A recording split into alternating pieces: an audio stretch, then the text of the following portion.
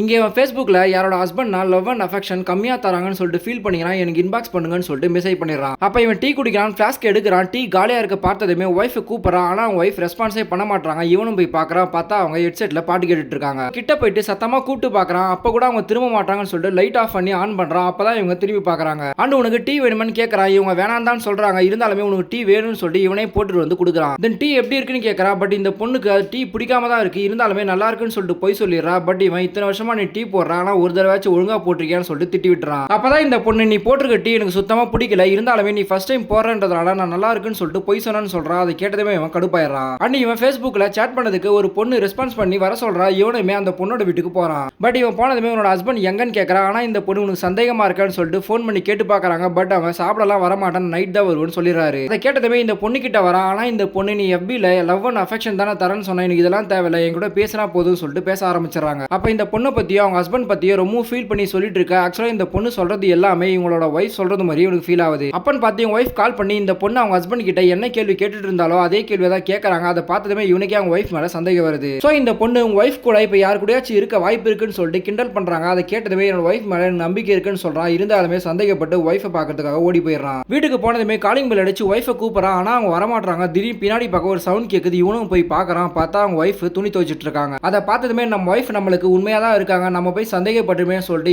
இவனே கேவலமா நினைச்சுக்கிறான். தென் அந்த பொண்ணுகிட்ட எதுவுமே சொல்லாம சாரியும் சொல்றான்.